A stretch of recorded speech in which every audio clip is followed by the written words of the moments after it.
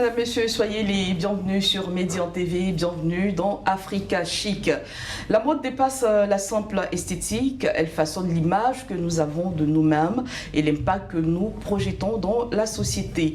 À travers des événements de mode et la valorisation des tissus africains, les vêtements deviennent des vecteurs de confiance en soi.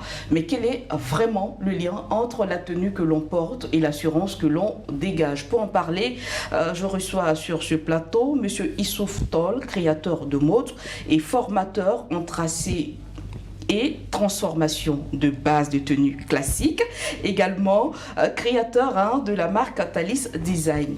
J'espère que j'ai rien écorché. Monsieur Tall Issouf, bienvenue sur le plateau d'Africa Chic. Merci, heureux d'être là. Je pense je donnerai le meilleur de moi pour véritablement épater et joindre, on va dire, à l'attitude des téléspectateurs, vraiment cette compréhension à ce qui concerne la confiance en soi. J'en suis convaincue. Alors, pour commencer, comment les vêtements contribuent-ils à la perception de soi et à la construction de la confiance en soi chez un individu? Déjà, il faut commencer plus haut parce que, parlant de mode et de mode vestimentaire, l'on nous dit, selon les Écritures saintes, que Dieu, ayant créé notre père Adam et notre mère Ève, au départ, ils n'avaient pas cette appréhension-là de se vêtir. Mais lorsque la pensée humaine a pris le dessus sur ce corps-là, tout de suite, ils ont commencé à cueillir des plantes, donc des feuilles de plantes pour se couvrir. Tout ça vient nous démontrer que oui, l'habillement est tiré véritablement de l'intérieur de soi. Donc une personne qui commence à penser intérieurement, à faire des grandes choses, donc à se valoriser, tout de suite elle pense à avoir un vêtement, donc une étoffe sur elle qui va véritablement lancer et faire comprendre ce qu'elle est à l'intérieur d'elle. Je pense que partant de ce principe-là, oui, le vêtement permet d'extérioriser la confiance en soi. D'accord, là on est parti d'Adam et Ève. Est-ce que quelque part il faut cultiver cela depuis le bas âge?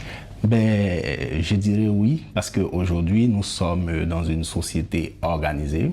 Nous sommes des êtres humains pétris de pensée et de réflexion.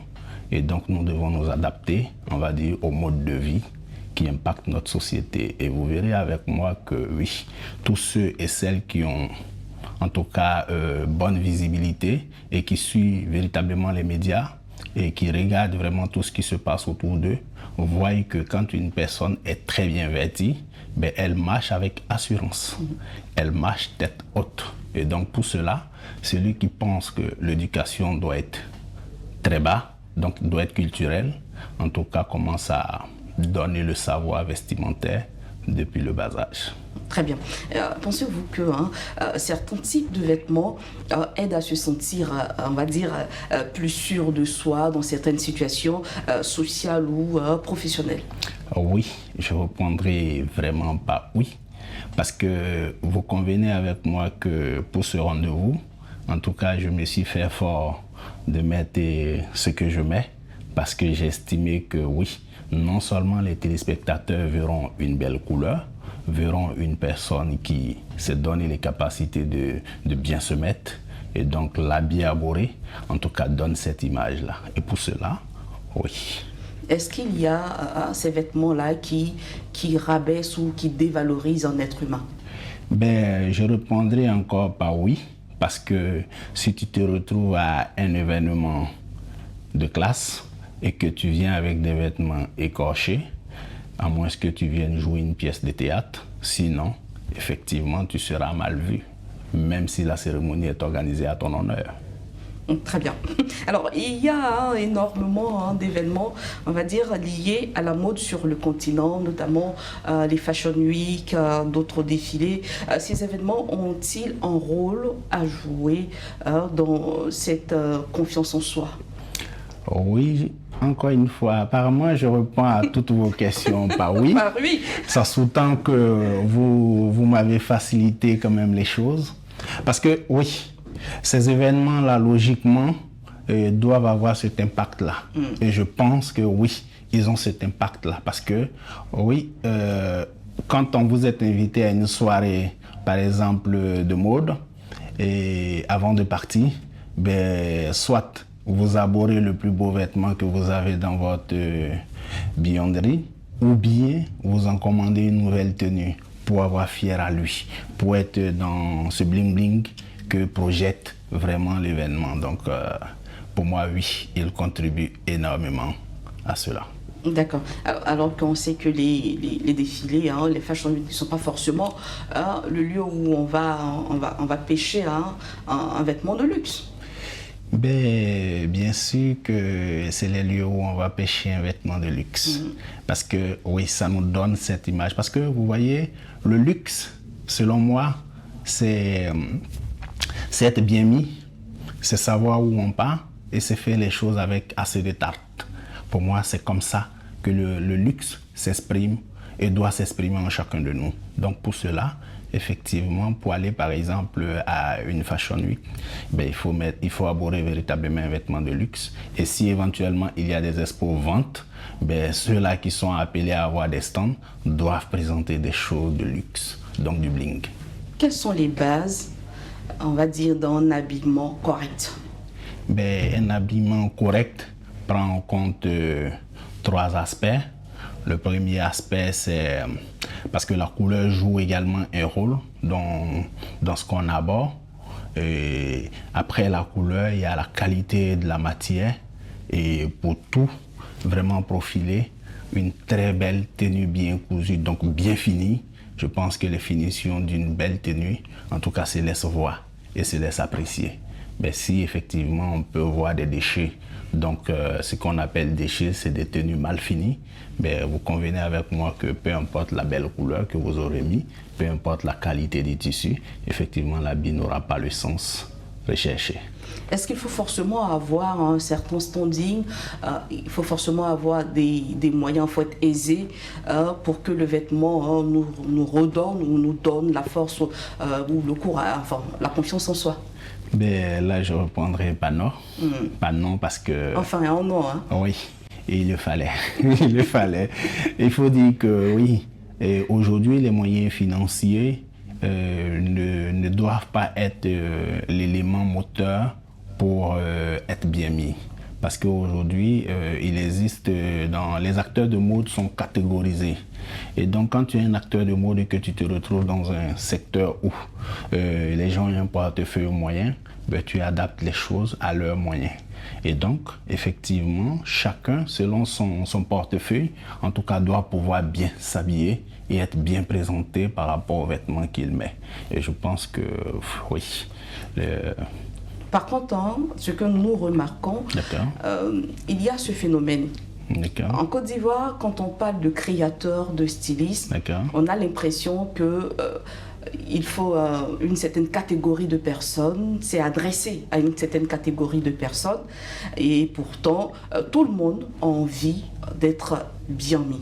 Est-ce qu'il faut forcément avoir recours à ces personnes-là pour que notre vêtement nous procure une certaine satisfaction ou une certaine confiance dans un endroit bien précis?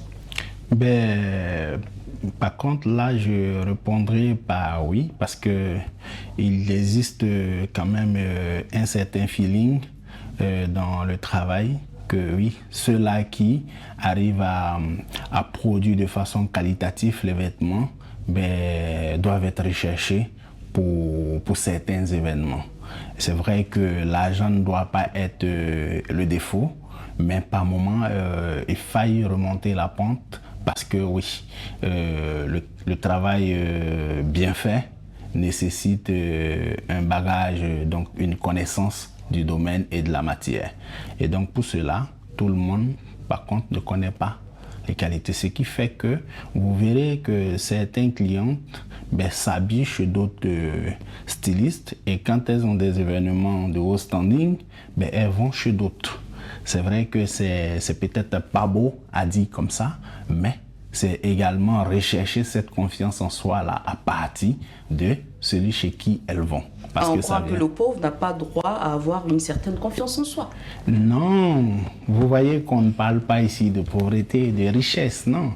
Mais par moment... De classe sociale. Oui, ben non, je n'irai pas dans ça parce que il faut pas, quand on parle de confiance en soi, ben il n'y a pas de casse. Si on ramène la casse, ben ça va véritablement diéser la confiance en soi de certaines personnes et c'est pas l'objectif.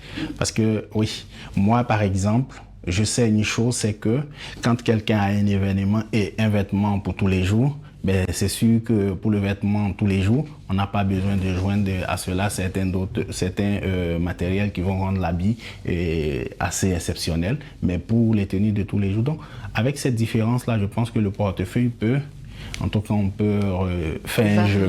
Voilà, ça peut varier. Mais donc, par rapport à ça, je dirais que les moyens ne sont pas trop.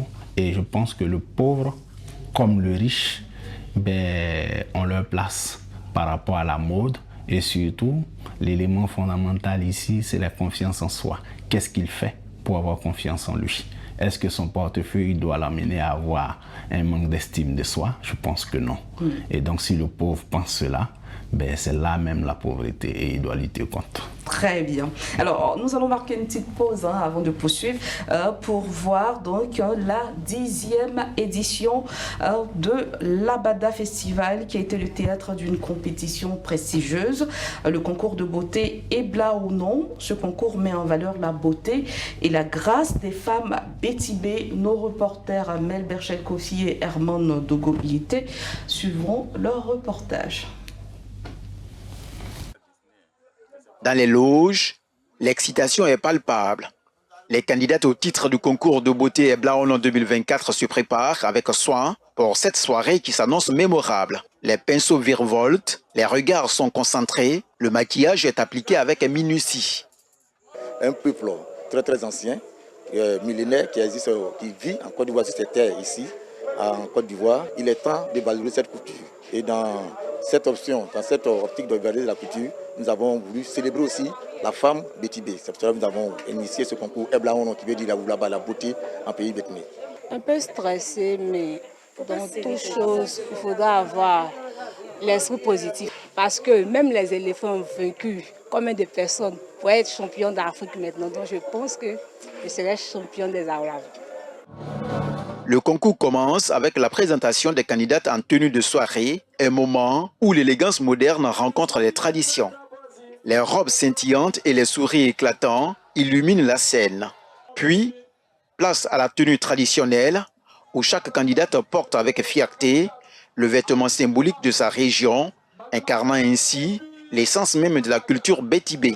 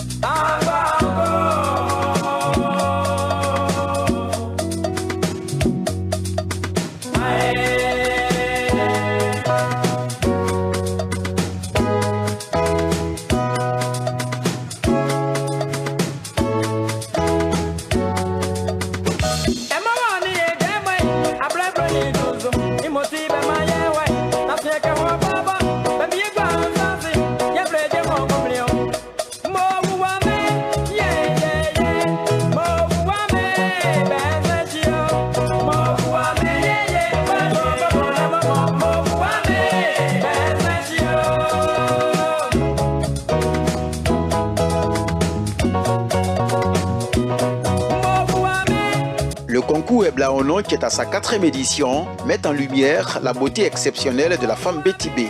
Une beauté qui allie grâce, tradition et modernité.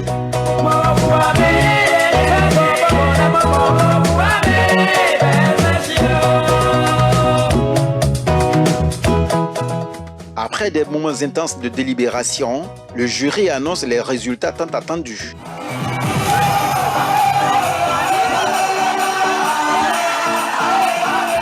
Il s'agit de la candidate numéro 8, Georgette Kodjo, suivie de la première et deuxième Saraman. Le secret était, moi-même je suis fière de moi d'être une femme de petit B. Je suis fière de moi et puis grâce à ma grande sœur qui m'a beaucoup motivée aussi. La qualité des dames qui étaient là aujourd'hui était vraiment de taille et elles étaient toutes belles.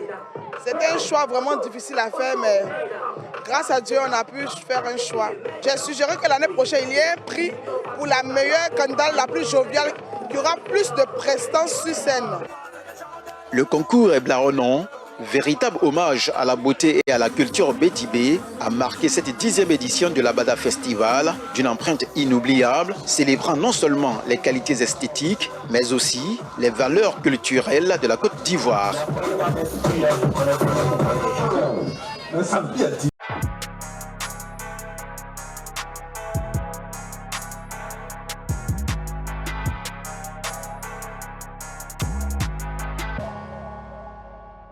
Voilà, donc c'était la 4e édition de l'Abada Festival, le concours dédié donc à la beauté de la femme bétibé.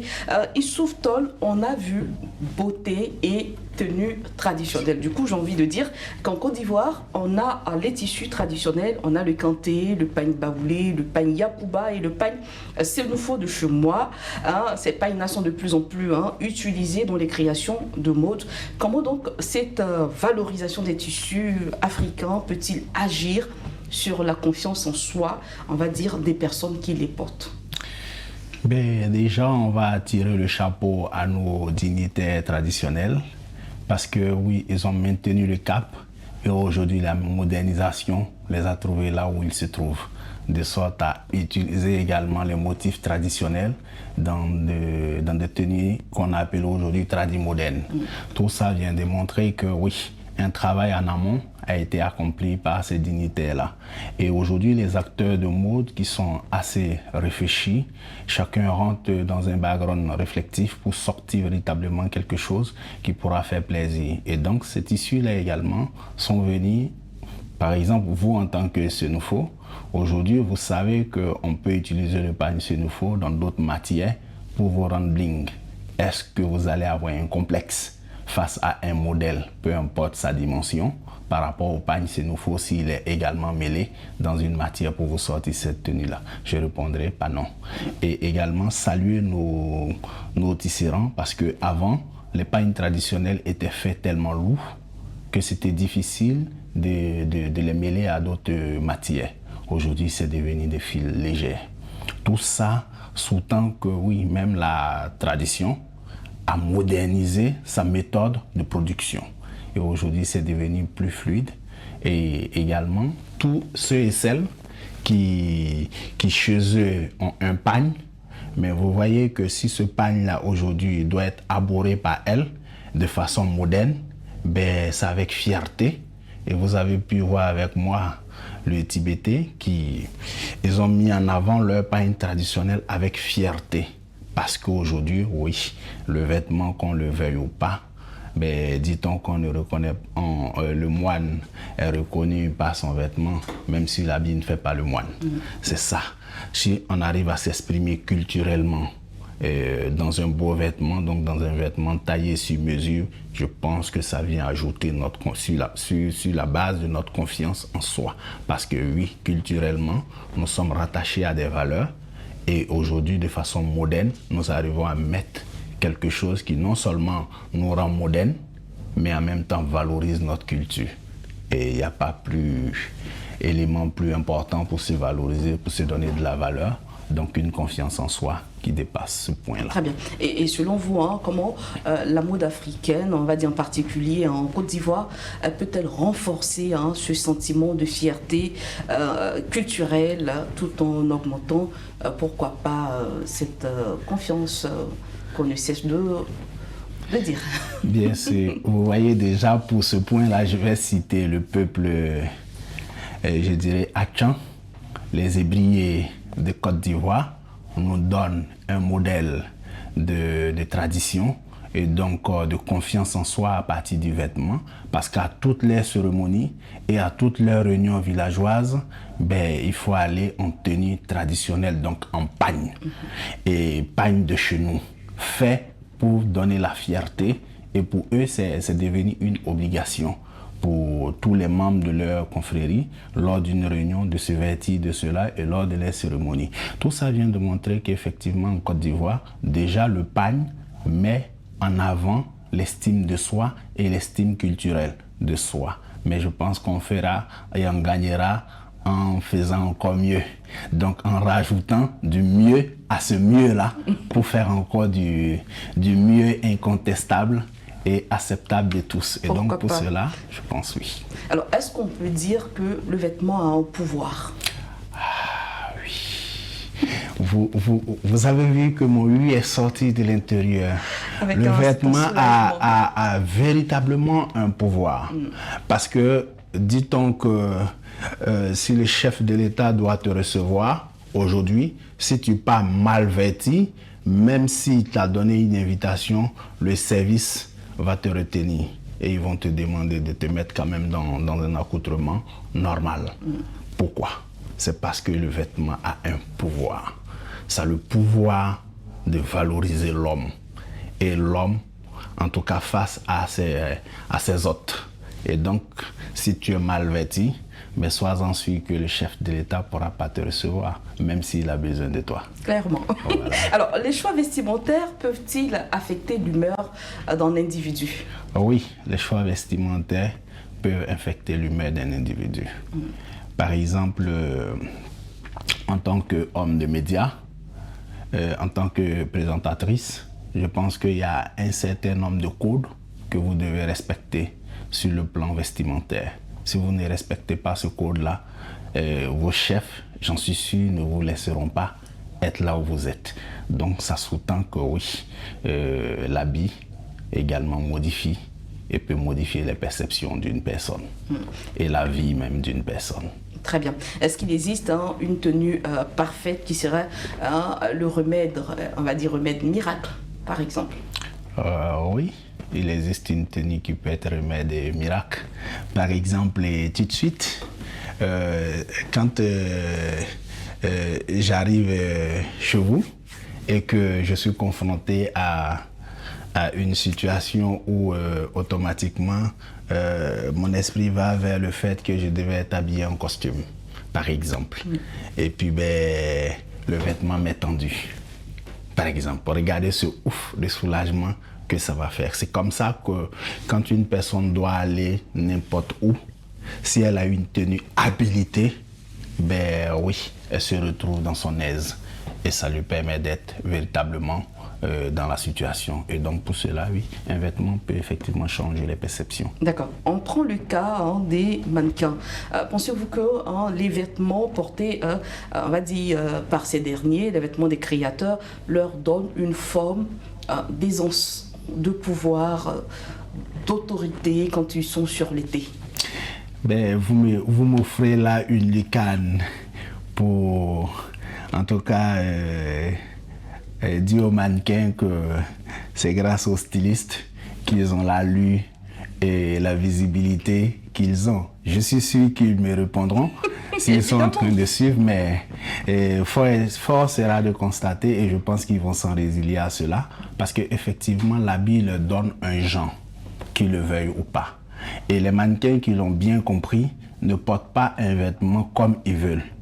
Ils attendent toujours que le styliste leur dise de mettre le vêtement comme ça ou bien comme ça. Et les rajouts et tout ça, parce que c'est lui qui l'a conçu. Et c'est avec ce vêtement-là que eux, ils vont avoir l'allure sur l'été. Et cette allure sur l'été, si c'est bien apprécié, effectivement, ça leur donne un genre, même après la cérémonie. Et je pense que oui, l'habit permet aux mannequins vraiment d'avoir leur pouvoir de mannequin. Du coup, pour vous, il faut éduquer les mannequins et le public sur le lien entre la confiance en soi et les vêtements qu'ils portent. Bien sûr. Et là, les mannequins même le savent et ils le vivent déjà. Et le public, je pense que même si tous ne prêtent pas attention, mais tous ont la certitude.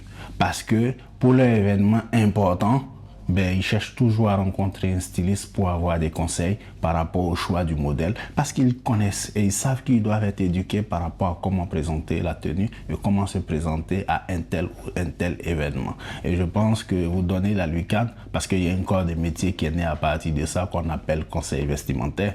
C'est parce qu'il y a des personnes qui ont pris conscience très tôt de cela, que ce corps de métier-là est né. Et donc pour cela, oui, chacun doit être éduqué par rapport, on va dire, aux vêtements. Très bien. Youssouf Tall, merci d'avoir répondu aux différentes questions d'Africa Chic. Je rappelle que vous êtes créateur de mode, formateur en tracé et transformation de base de tenues classiques, également créateur de la marque Thalys Design, dont nous aurons l'occasion d'en parler sur ce plateau une prochaine fois. Bien sûr. Voilà. Merci à vous. Et puis, plaisir. C'est nous. Voilà, vous l'avez compris, hein, nous sommes à la fin de cette émission. Merci à tous ceux qui nous ont suivis. Merci à l'équipe en régie. On se retrouve la semaine prochaine pour un autre numéro. D'ici là, portez-vous bien.